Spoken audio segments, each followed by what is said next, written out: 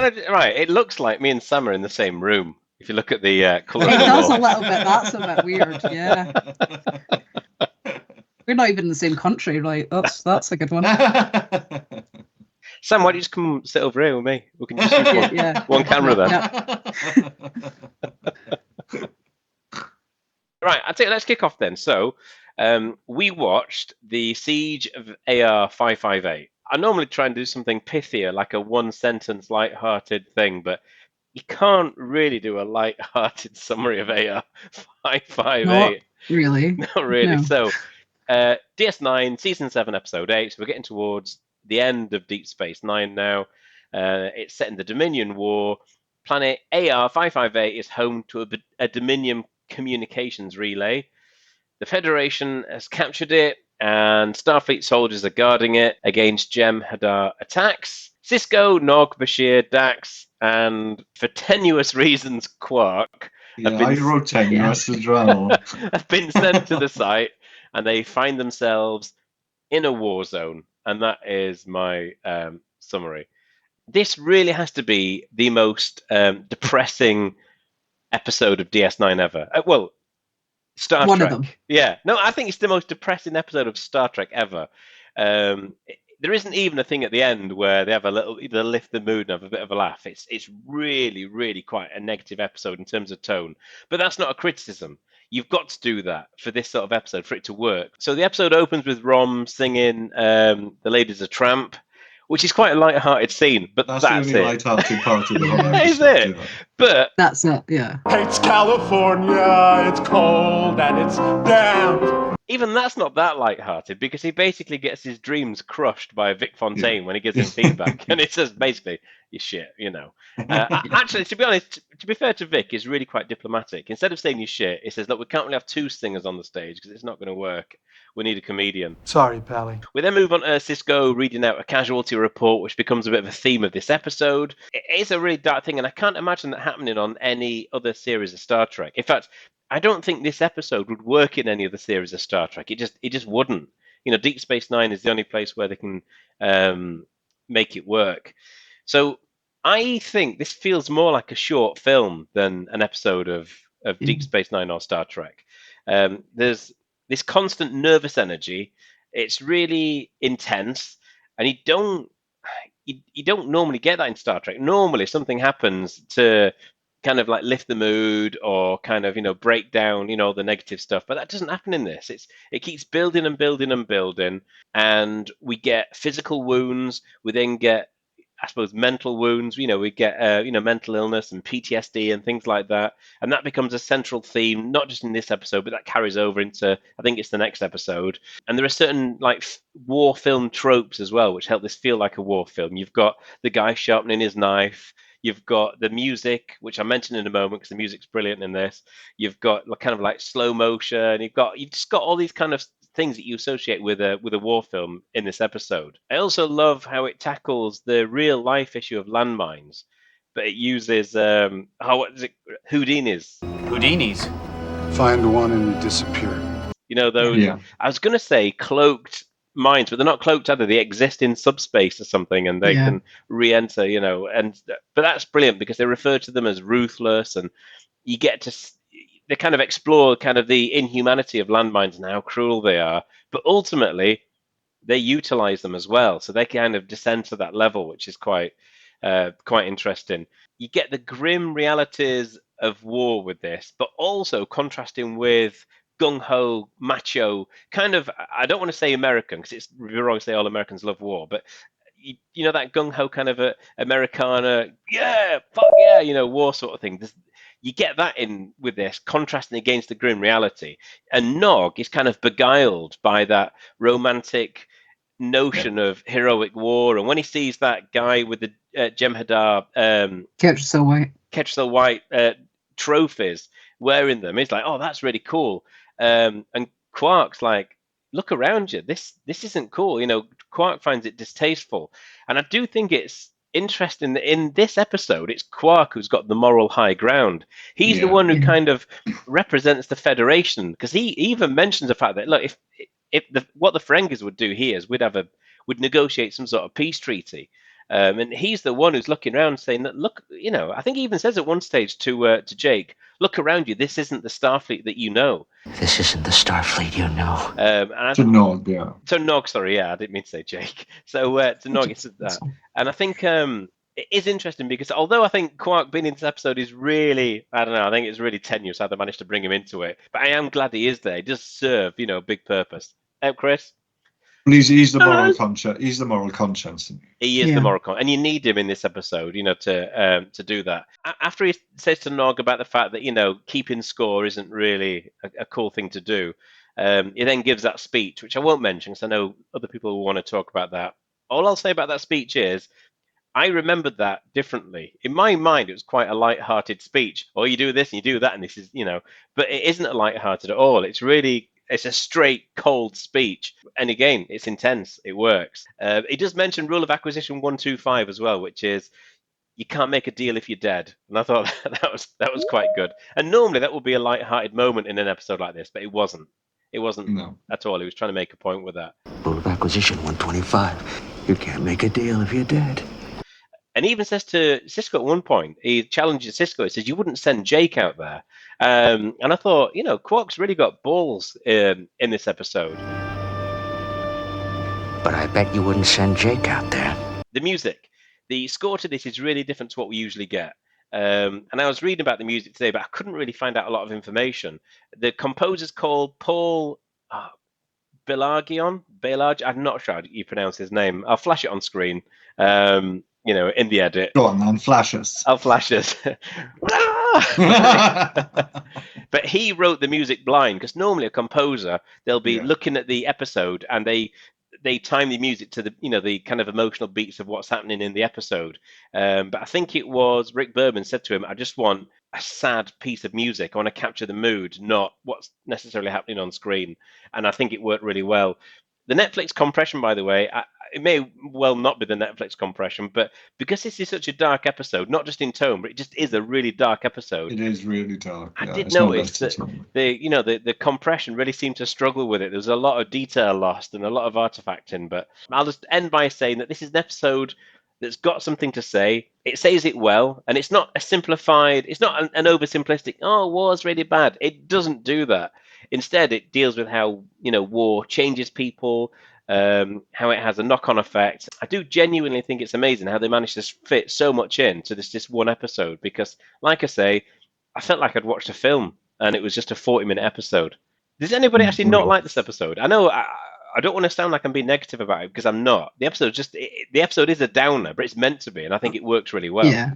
I think unless I'm doing like a full rewatch, I would avoid watching it. Yeah, me too. I don't watch it for an episode of Star Trek. You kind of watch it in context of everything else. I completely agree. I don't think I'd ever watch this. I really fancy enjoying an episode of Star Trek. I'm going to watch the Siege of AR 558. No, I can't imagine. Yeah, no. I think if you do an essential viewing for Deep Space Nine, this is definitely on the list for people because it shows how different Deep Space Nine is from other Trek. Yeah, definitely. I mean, you can't imagine Picard playing the Sisko role in this, can you? Because at one stage he says, "Oh, we'll just hold our ground," and we do. You just can't imagine him doing that. He just surrendered. Well, yeah. No, you would have found some way to negotiate. Yeah, this is that's quite interesting actually to think of this. If it was a TNG episode, he would have found a way to negotiate. And to be honest, Kirk would have done the same as well because Kirk was always a master negotiator. Normally a supercomputer. It was really good at talking them down. But or a godlike race. Yeah. Yeah. So who picked this one then? Did we just? It got mentioned. It got mentioned, and I said we should watch it because because it's such the opposite of last week's. Last week's was a really light-hearted episode, and this is as far away from that as you can get. I think. So. Yes, it's a good call. Yeah. Now I have got one suggestion on this because obviously we saw the LaForge episode with Leah Brahms, and then we saw the second part to it. Yeah, no, I was going to suggest it, but a lot of people won't be happy with that. I was going to suggest it, but I think we should. But just because Vic Fontaine's in there, a lot of people don't seem to like Vic Fontaine. Do you want to see it, Chris? No. You don't want to do. You don't want to do the next one. I personally think we should because it's really important to Nog's character and it follows on from this. Yeah, because I was going to say this isn't as much as it is its own episode and its own thing, it's like part one of this story arc. Yeah. And you don't really finish the story arc until Nog kind of comes back out of his wee. Yeah. I love a bit of Vic Fontaine. I mean, it's a bit of an annoying episode, though. He's a bit of a whinge bag. Like, come on, get on with it. Hey, Pally. Yeah. I might say the same thing as you as well, but I thought Rom's net rendition of Ladies of the Tramp was hysterical, and I totally forgot because I knew this episode, and I was like, "Wow, I didn't think it opened like this," because it was really lighthearted. Even though like you said, Rom's dreams are dashed a little bit, but that's what Rom's character is, isn't it?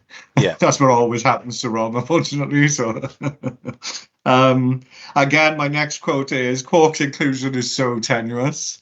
It's like, I want to fact find on it," and it's like, really? And you took Quark because Cisco. I've written underneath, Cisco would never have allowed that. Like, even when he was on the bridge, there was an issue. So why the hell would he have taken him down to the planet as well? That's what I thought. But for the sake of the episode, his inclusion is really important because he offers that opposite voice. He's like a civilian, isn't he, compared to people who've been in war, because civilians have a total different outlook or aspect to things, and if you've been in it and experienced it, then you have a different opinion as well. So I thought it was important he was included. As soon as they beam to the planet, everything's like, oh, here we go, because it's like, here is dark, like the lighting is so dark that you can hardly see faces sometimes, and it's dusty, and you can immediately see the tensions of the people who were on there already. They're coming to bring supplies, and these people are expecting them to come to actually take them off. You know, we've been here for 5 months. We were only supposed to be here for 90 days. And they mention early on that there was 150 people there originally, and now there's 43. So immediately the viewer is like, all right, okay, this is the situation that we're not used to from watching Star Trek. Nog is quite new to Starfleet, and he is such an eager beaver, isn't he? You know what I mean? He wants to impress, and I've written the same thing. He romanticizes war and being on the front line. So massive for his character, because what happens then later on, like, totally changes his interpretation of that. Quark's speech is spot on. I'm not going to go too detailed into it, but the speech he gives is spot on. And I don't know, like, it is true of humans, but I guess you could say it's true of most races. If they are put in that situation, you know what I mean? How are they going to react? Quark being there again is really, really important. Cisco says early on as well, so what's our orders, Captain? There's only one order. We hold. And from the beginning, it's a brutal episode, isn't it? That's the word I've written 4 or 5 times in my notes, but I'm like, brutal. So again, when you see the tropes, so you see the guy who's like sharpening his knife and is battle hardened and kind of lost his Starfleet philosophy almost. He's just in this, Then you've got the engineer, and he seems quite whimsical in the beginning. You know what I mean? He seems like he's doing with this quite fine, and I'm fixing things. And I like his line, because he takes the Doctor's line, really. I'm an engineer, not a magician. I'm an engineer, not a magician. And I also thought that linked in well, because they call him the Houdini minds. And he's like, he was the magician as well. And so I just smirked a little bit of that. I wasn't going to laugh, because you can't laugh this episode, but I smirked a little bit. Can I just say that when he delivers that line as well, it's not often when those lines are delivered, it's almost with a wink to the camera. Yeah. Whereas it isn't with this one. It was just said, So again, it was really an un-Star Trek-like episode. I think we can all agree with that, because you see Starfleet officers in a situation that we haven't really seen them before. Like, most battles we see are in space. And so it's easy to the ship was destroyed, and you forget about everything else then. But to see these people actually on the ground for so much longer than they should have been without getting, replacements sent, shows us the state that Starfleet are in with regards to the war as well. You know what I mean?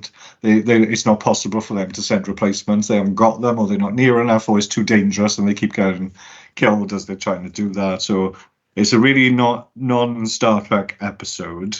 And you said the line as well, Dan. which it is Quark that says this, isn't it? This is not the Starfleet you know. Yeah. And that's kind of the episode for us viewers as well. This is not the Starfleet we know. Nog losing his leg might be the only time I thought that he screams, yeah? And every time we've ever heard a Ferengi scream, it's always for comedy value. And so I think it's the first time we've ever heard a Ferengi scream actually for, you know, pain and torture that he's in.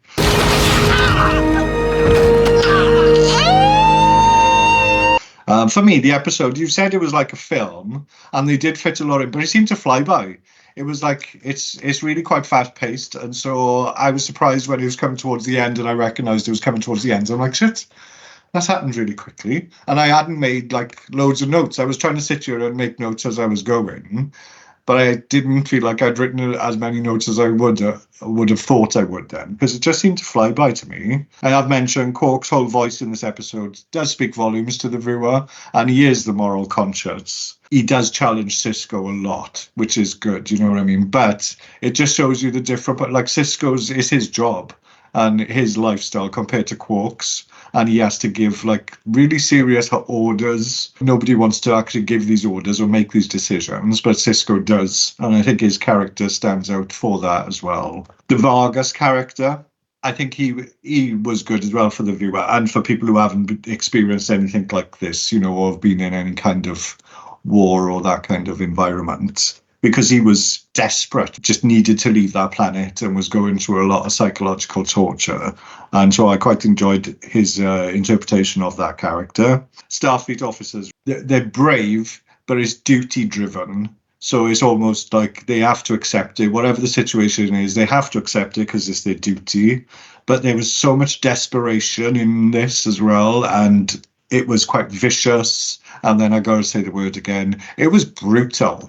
When they found and uncovered the Houdinis, I thought really when you're watching it, I thought because they were everywhere almost, it would have been good if, but you would have expected one person to be killed from that, at least, you know what I mean? They're just uncovering them. They could be anywhere. We're all standing still, but I would have expected somebody to have been hit by one of those at that time. So when Quark is in the infirmary with Nog, or the infirmary on the planet, and like there's a Jemadar that comes and he shoots the Jemadar, it just shows you do what you have to do to defend either what you love or what you believe in. And so that's where the Starfleet officers are coming from as well. That point is like they believe in Starfleet and what they stand for, and so they're just doing absolutely anything necessary. And then Sisko goes back to the line where he says, we've got one order, we hold. We hold. And then at the end, towards the end, he says, well, we held. And I thought that was quite powerful. And then the other guy, Reese, I think his name was, well, those were our orders. And it was just, that's where, you know, duty comes into it again. Well, that's what we were expected to do. They put their life down to do that because that's what their orders were. We held. Those were our orders, sir. So for me personally, I think this is like Deep Space Nine at its best. You know, quite a simple story they're telling, but it's so powerful, and I found it really engrossing because it draws you in. I've written it again, so I'm going to say it. And it's a brutal tale of combat, you know, which we don't see in Star Trek. We never see the dirty side of it. So I thought it was really, really brave, first of all, that they chose to make it. I know that Ira Stephen Bear, as always, because he's a god, was the one that really pushed for this and said, we have to do it properly. It has to be done properly. And he got a lot of pushback. They didn't even want to start developing it. People backstage were totally like, really, we don't want to go down this route. But he insisted and therefore followed through on making it, you know, as gritty and dark as they possibly could almost. That guy wearing the Ketracel white, that's as dark as Star Trek gets, really. It's kind of a comparison. We see the episode Empok Nor, we see it, don't we? Because he's wearing ears. Is that what he's wearing? Does he cut their ears off and he wears them as a necklace? Was it the Cardassian neck bones, isn't it? Is it neck bones? I'm sure there's one where... But it kind of relates to that, but that is a different race, you know what I mean? So we could accept that a little bit more, but this was, again, I'm not going to say the word brutal, but it was brutal. Yeah, just to interrupt, the ear necklace was from Universal Soldier. Universal Soldier, that was the one. But there was one It was Empok Nor, wasn't it? When they wore, he was wearing Empok something around Nor's his neck, wasn't he? just when like they line up the bodies, and Right, that's okay. grim enough. Without There is a you know, Cardassian that wears something around his neck. There in is. one There's a weird. episode. Yeah. Is it not the episode where Kira's mates all get killed? Oh, yes, it might be that one. Yeah. Okay. Yeah. I don't know. It harks back to that, but these are Starfleet officers. You know what I mean? So it's not something we've seen before. Ira, Stephen Bay, and Bill Mumy are friends in real life, and so he's offered him roles in Deep Space Nine several times, but Bill Mumy's always kind of declined because he was in Babylon 5, and you know the issues they had between the two series.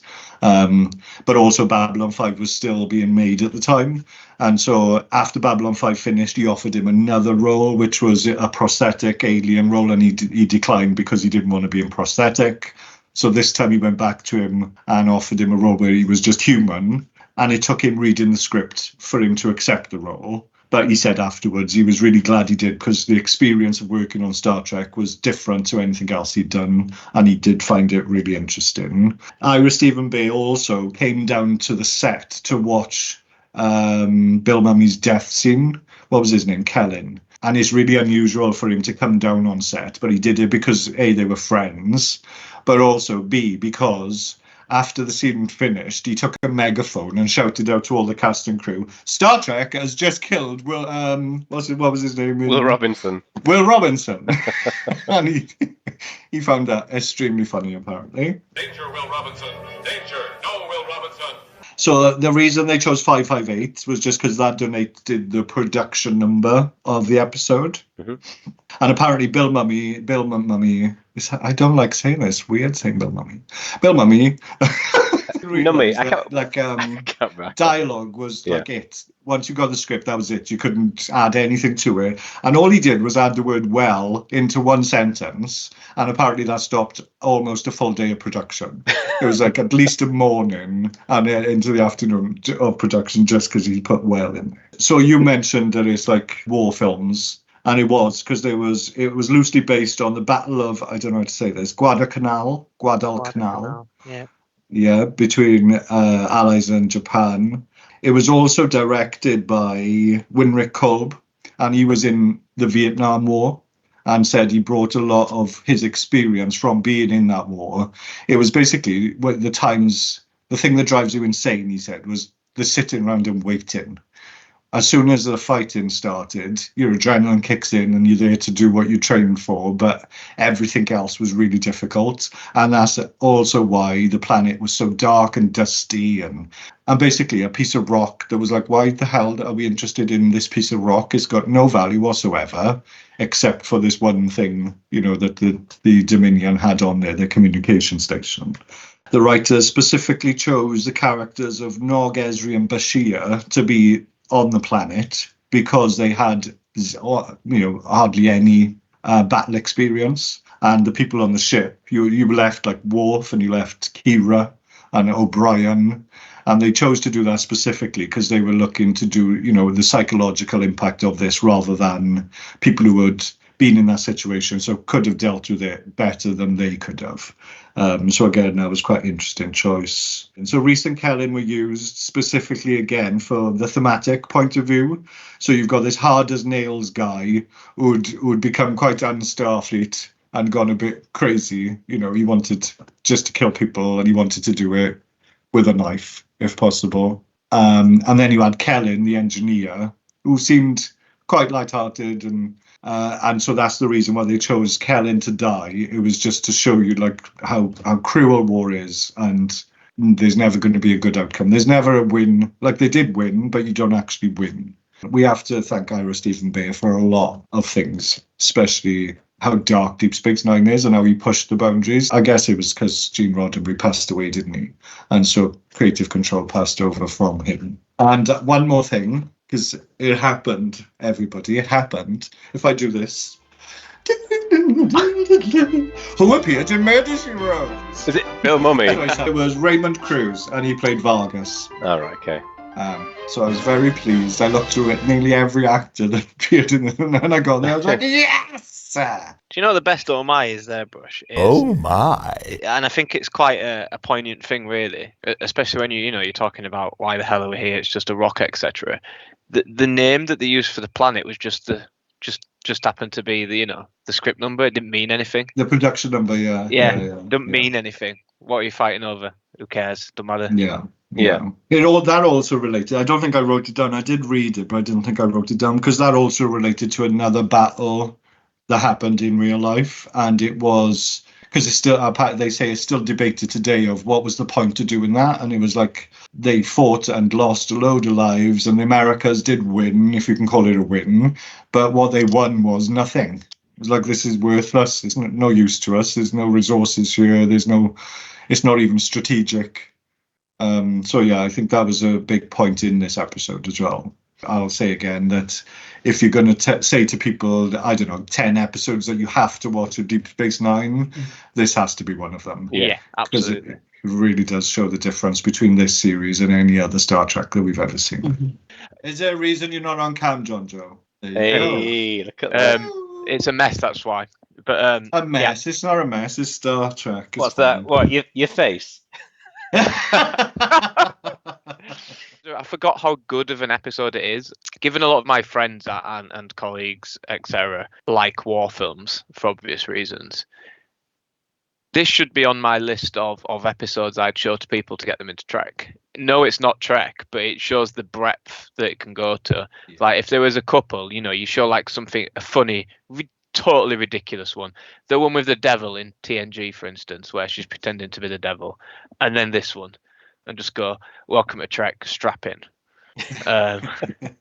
Well, I think Brush. That's why Brush picked this episode, because the last one we did was the baseball one. Take me to the holodeck, whatever it is. And I really liked that episode as well. But yeah, it was humorous. It was a comedy, and so this is as far apart as you can get. Really. Yeah. So there's a few flaws in the episode that really, really bug me, and I kind of wish I hadn't noticed because I've never noticed before, and I've watched this 10 times probably. The Defiance in orbit, it's like, we can see the Jem'Hadar landing and we can see the Jem'Hadar camp. Why don't I just drop a few torpedoes on it? That'd be really helpful. Cheers, Worf. Yeah. I suppose another point to that is, if this is so important to like the Dominion, why didn't they just bomb it and destroy it? Yeah. But they did say something about if we can get in, then we can do this and this and this and whatever. But like just destroy it. Is that more science? Is that an exact quote? What do you think?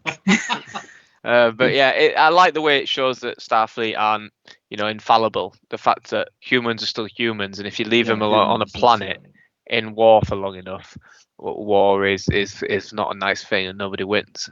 I think that's really good. The Houdini mines were a great touch. I don't know who came up with those. I'd love to find the writer that did. You can't find mines. Mines are terrifying.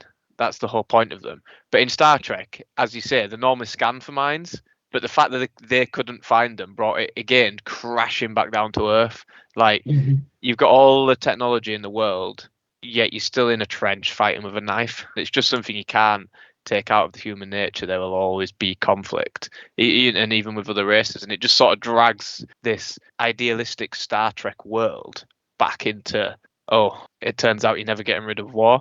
And it's mentioned, isn't it, the Klingon Federation War and the Earth Romulan War and stuff like that, but you never see it like this, not on the front line. It's always in ships, and the ship explodes and you don't really see what happens.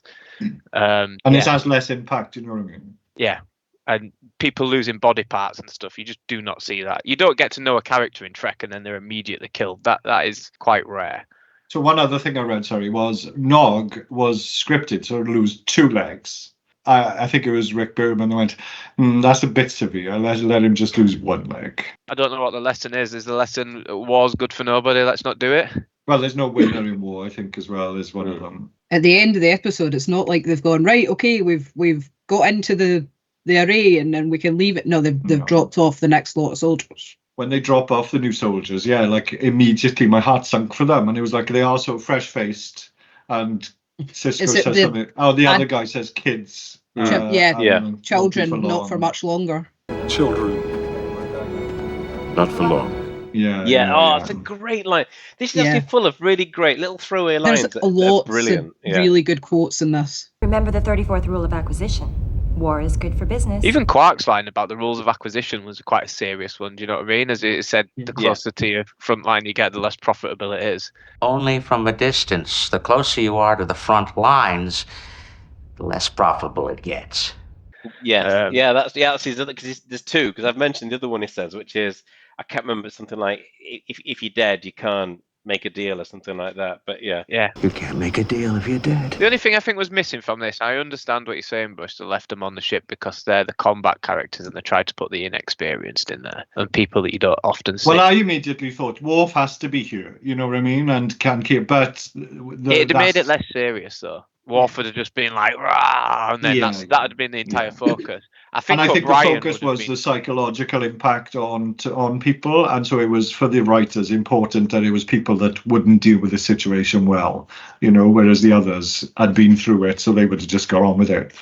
I think O'Brien would have worked well in this as sort of like a bit of mental support, if not for the characters, for the audience.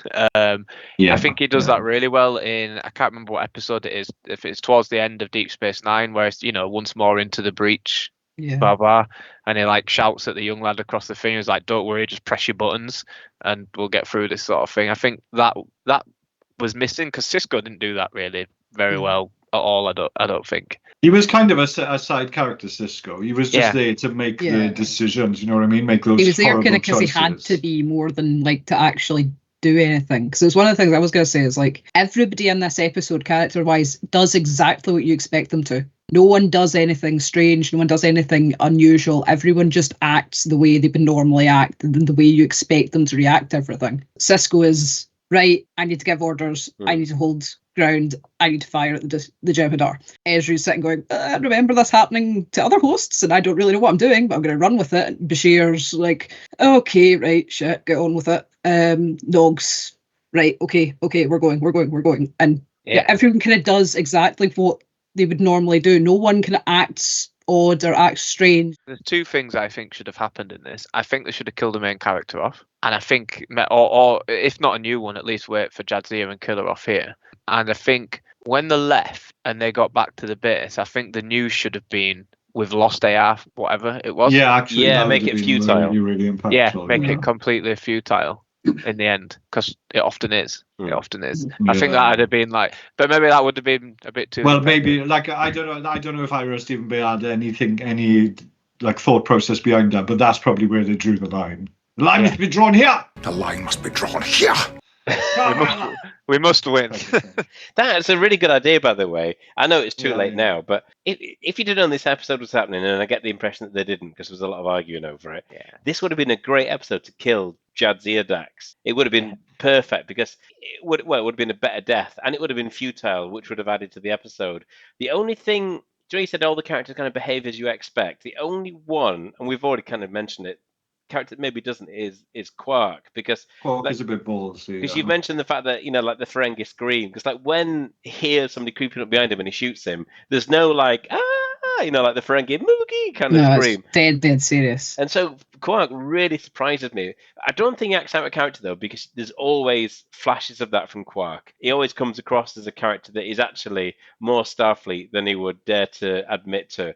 He always challenges people, and also in that instance when he like shot the Jem'Hadar, he was defending his family, wasn't he? Yeah. So, but that's why it was whatever was necessary. We said this before. He's kind of a failed Ferengi in many ways because he is too ethical. Although he doesn't like to be seen that way, and he normally isn't. The truth is, deep down, he is an ethical person. There is quite a strict moral code to him, and I think we get to see that in this episode. With the advice it gives, because he does come across as very wise and very sagely. When I watch this, I'm always waiting for the Star Trek like humor or the hospital ship to arrive like mid-episode and save the day. Yeah. And then I go, oh, it's not happening. I forgot about this. I think what you said though, if it ended like you said, if they lost AR-558, that would have been awesome. You came up, didn't you, Dan, with an end in last week's episode that should have happened, where they just didn't take the piss out of the Vulcan, so it was cringy that he offered him a drink as well. I didn't like them, but somebody else came up with that. I think it was Chris. Right, I think it was Chris, actually. Was it? Sorry, Chris. In Star Trek endings 1 week at a time. Is that what we're saying? It seems to be, yeah. Dan, your CGI skills are going to have to get pretty good, mate, to alter this one. The tone of the episode, like right from the start, we've got Rom singing, and it's hilarious, and it just gets darker all the way through, right to the end. Like it doesn't get. There's no moment of relief all the way through. But even like they're back on the station, and Kira comes in and is like, latest casualty report. The latest casualty reports have just been posted, How many this time? including the troops lost at AR 558, 1,730. Because Cisco says something like, they're not just numbers, or something like that. Yeah. She Another says, great line. They're not just I wrote it names. down. It's important to A remember lot of that. names. It's not just names we have to remember. It's a lot of names. They're not just names. It's important we remember that. For like a finishing note of an episode, even in DS9, is it links back because earlier in the episode he says, I used to read every name on the board, didn't he? And obviously he's implying that he doesn't anymore. And I think this experience makes him realise, actually, I have to go back and read every name on the board. One thing I did forget to mention, the music. The music in this episode was incredible. I had to watch it to the side while I was doing some other work, but I wish the sat in here, to be honest with you, with it on the screen. And my surround sound, just with all the lights off. Atmospheric music like that is just incredible. It just absolutely draws you into and you have to, even watching it to the side, I was like, you're not watching a documentary. It's Star Trek. It's fine. No one's died. It's good. The music. It was really unique as well. It was really unique compared to other Star Trek. When you say music, you are talking about Rom at the beginning, yeah? That's what you said. yeah, that exact thing. And I really liked, and I know this is probably not universal, but I really liked when they played Vic Fontaine. At the thing.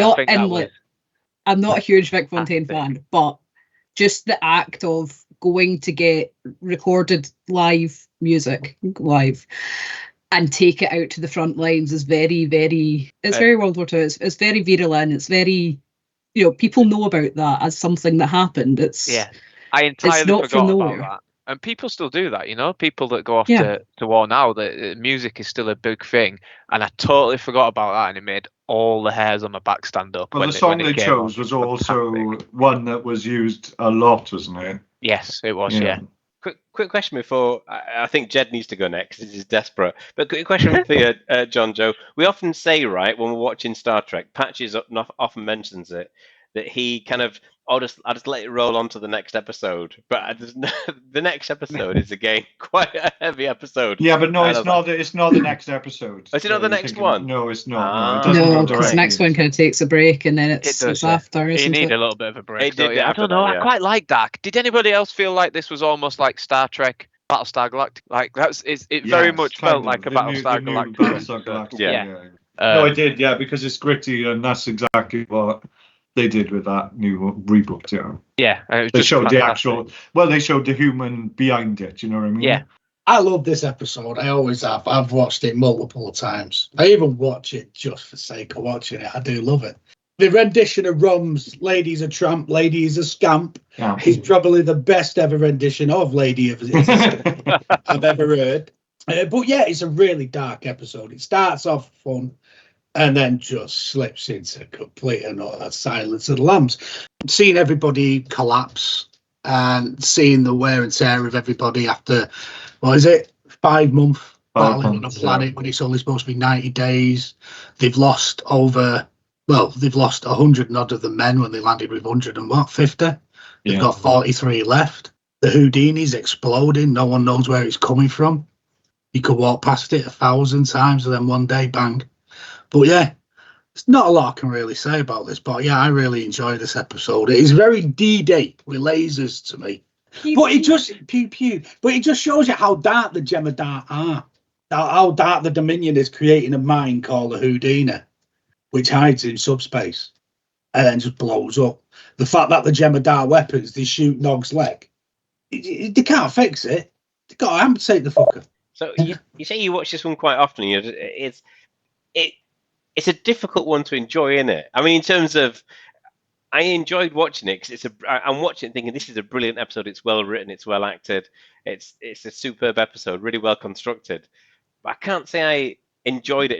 It's not. No. I enjoyed it, but you don't watch it for entertainment, do you? You watch it for other reasons. I'm Yeah, I assuming watch there's it. a psychopath. Yeah, I'm not sick. I don't sit there gleefully. Oh, yes, he's dead! Get that in you. In his head. Stab him in the eye. I watch Schindler's List for that. I knew that was Dad, why have coming. you taken your shirt off? Who? Because someone said it looked shit. Oh, I didn't yeah. say shit. I said it was hideous. I'm going to get worse ones. I'm going to get worse shirts from now on. Just for you. But yeah, I was going to say some of that. It's like if Gene Roddenberry hadn't died, this wouldn't exist. Oh, Deep Space absolutely. Nine No, would In not fact, exist. fucking million years. If Gene Roddenberry DS9 as a show would never have happened. No. it would never have happened. No. It was too dark. There's too much conflict. There's just far too much. Instead of all, lovey-dovey hippie power in space, hey, it's just full-on war. You raise a great point about the Jemadar targeting the leg. Yeah. That is what we do in war. They reduce the power of they reduce the caliber and power of the rounds in semi-automatic rifles and automatic rifles because it was killing them right out. And if you only seriously wound them, it takes 2 people out of the battle rather than just one. Oh, right, okay. That is a thing that happened in the sort of 80s in the Cold War. So yeah, that makes a lot of sense. You know, if it takes someone else to carry him out, you've got rid of 2 people out of the battle. What scares the shit out of me, John Joe, is you saying they still listen to music on the, when they are fighting, and the idea of someone killing someone listening to Barbie Girl. That's all the Jemadar are missing, isn't it? Like an evil Imperial March, but instead of an Imperial March, it's something ridiculous. In fact, to wind the troops up, I'd play Baby Shark on Unflinching. I was just about to say I'd tell you what, there'd be a killing spree then, wouldn't there? I'd kill them all. I'd kill everybody. That would drive them insane a lot quicker than 5 months. Yeah. There'd be no Jemadar left if there was if it was either go kill a Jemadar or have Baby Shark on. I'm out. Just I'll risk it. Out of all the Trek, Deep Space Nine is my favourite. The ending, I wasn't too impressed about. So how would you have ended it then, Jed? Death. Yeah, just kill. If you want to end it like that, just kill Cisco off. Oh, for shit. He dies. They were not going to do that, were they? Yeah. Well, do you mean this episode or Deep Space Nine as a whole now? Oh, Deep Space Nine. Deep Space Nine. Yeah. This episode, I'm quite agreement. I think this is the episode Jadzia Dax should have bit the dust on, to tell you the truth. But it would have been good if they had that It would have been choice, a that would lot have been more good, meaningful than how they actually did it. Yeah. But they didn't have that choice, did they? No, they didn't know at the time, but yeah. If they would have lost a main character in this.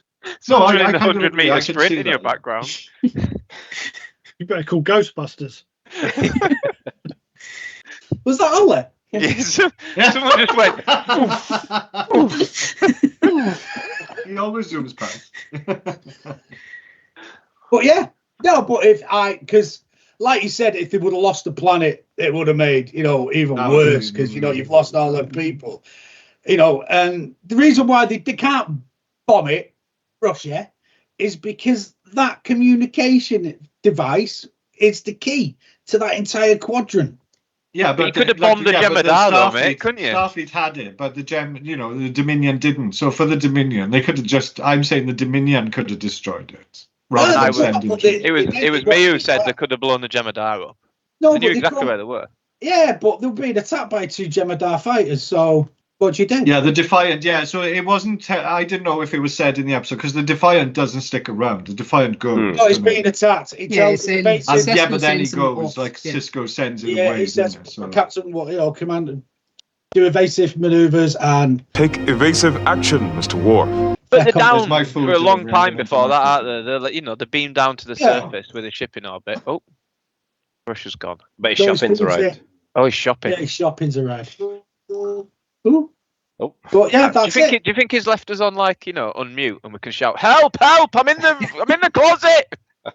Call the police! Morrison's man, please!" It's all funny till he gets arrested. Alexa, set timer for 2 a.m.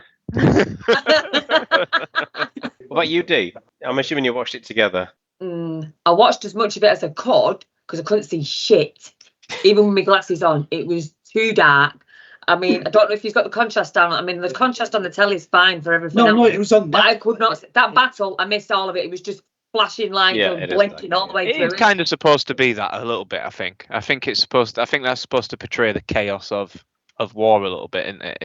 Has anybody mentioned that 558 is the production number? Yes. Brush. Just a little bit, yeah. Okay. You got to get in before him. Did anybody? Oh yeah, we did about Will Robinson, didn't he? Yeah. Okay. So I've put with opens with Rom singing for Vic, and he failed it. Rom's not having a good day, is there? Nobody thinks about this. He failed his audition, and he goes, "Oh, I've just had to break his heart. You know, that's show business for you." Because he's like, "Oh," because when he was saying to Quark's always saying people are laughing at me, so I know I'm funny. My brother tells me people are always laughing at me. Oh, yeah. That's what I say. Rom's not having a good day. He's just been rejected by his audition, and when he is, and then he's going to find out about his son in about a day. So nobody thought about Rom in this episode. It was all Quark this and Quark that because he was there. It would have been really interesting to see Rom's reaction, but I don't think there's a way to do it well that isn't somewhat funny because of Rom as a character. Yeah. Right. Yeah. If you could do it dead serious and actually heartbreaking, it would have been really interesting having the episode, but I think it would have been really hard not to actually have it as serious as it needed to be. Yeah, see Rom go off his nut to blood crazy, biting at Gemini with his teeth and sticking his fingers in their eyes. Yeah, sorry, carry on. It just started off dark and gloomy. It wasn't the lighting dark and gloomy. It was the setting, the feeling. It was very dark and gloomy with Odo reading the names of the dead out and Cisco just in his worst element, basically. But the fact that the Grand Nagus sent Quark, I think it was just to tie Quark into the episode so that they couldn't have someone from Starfleet saying all the things that Quark did. The little comedy element was when Quark went, "I'm just coming to say hello to my nephew," and he goes, "Right, you've said hello, now go." And I just came by to say hello to my nephew. All right. You just said hello. like, well, does anyone want to drive me for a Rappuccino in the mess hall? Go, leave. And they're all just like, just do one, Quark, just get out, just go, lad. But the good thing about that, though, it wasn't just a comedy moment. It was showing how Quark is nervous. He wants people. He wants to be distracted. He wants to be, he doesn't want to be on his own. So I thought that was really good. Because he follows Edry out, and he's like, "Wait, don't leave me." Yeah. When she's trying to cheer him up, sort of thing. Anybody here would like to join me in the mess hall for a Rappuccino? Quark's talk with Nog about the humans was very descriptive and accurate, but comparing us to Klingons, I thought was a bit of a stretch. I don't know. Their perspective, I don't know. You put someone between you and, like, I don't know, it's one of your family members. I reckon you'd turn into a Klingon pretty quickly. I know I would. Yeah, possibly, yeah. You grow a second. In fairness, didn't one of your daughters lose your phone and you were ready to burn down half the train company from the tram company from memory? D. Oh, you mean when we was at the car? Yes. So what was that about Klingons? Sorry. It don't matter. Take it back. Cut that out. But that Vargas is a dick. Where do I know him from? I didn't recognise. I know his face, but where do I know him from? Go on, Chris. I know. He played Tuco in Breaking Bad. I've never seen Breaking Bad. Try again. He was in Better Call Saul. He was in Better Call Saul as well, weren't he? Yeah.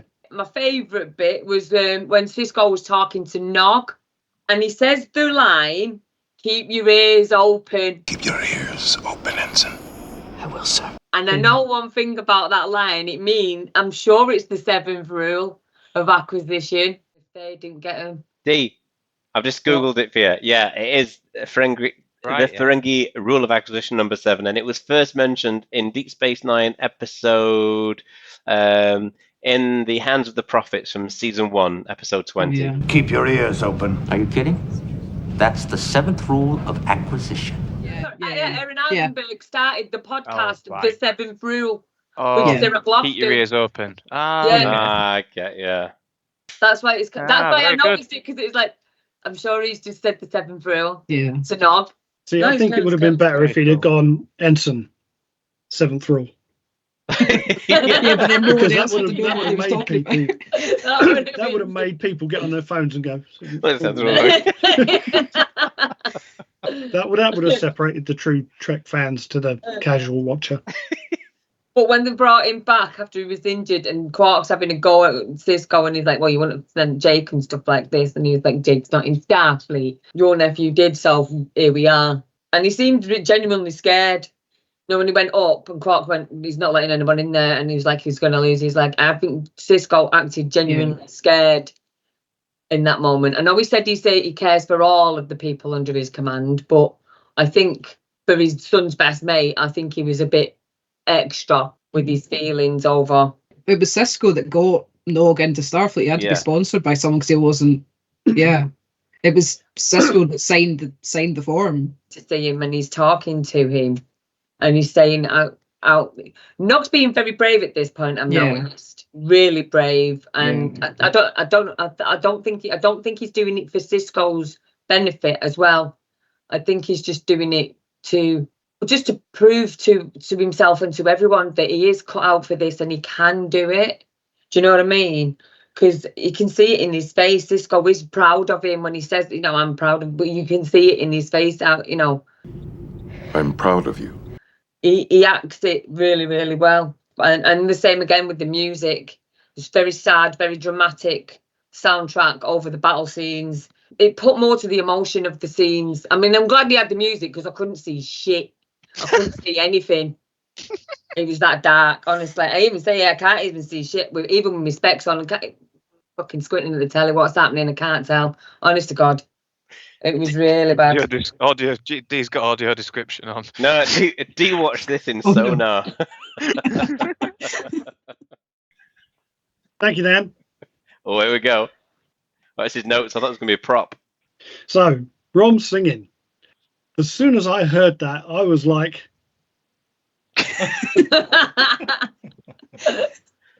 what a load of crap. You know what? I felt sorry for him, right? He can't sing. He can't play baseball. He's a pretty crappy bartender, in fairness. Right? He ain't got a lot going for him, has he? He's a fantastic engineer. The actor, though, he is a very good engineer. That he got a chance to sing because he knows he can't sing. Yeah. Victor Bashir, he says, I've done the songs for you. I don't know why you want them. They're like 400 years old. And then Bashir said, well, when you sing them, Vic, they always sound brand new. And again, I was like... It's a very Bashir line. It's a very Bashir line. The songs may be old, but when you sing them, they sound brand new. Twat. And he put them on an old memory stick for him that must have been 400 years old.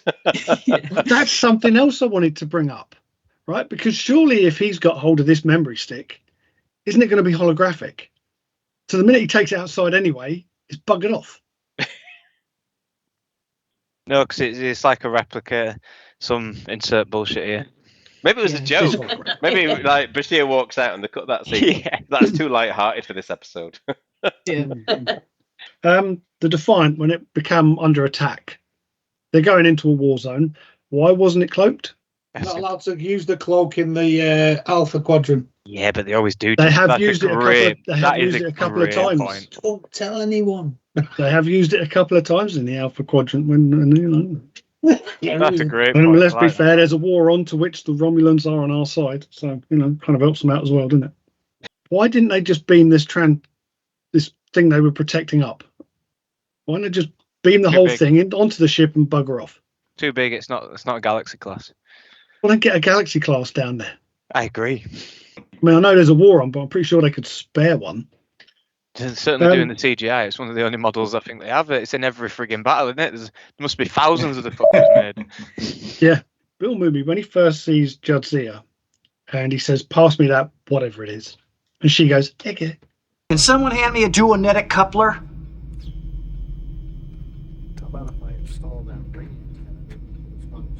Thanks.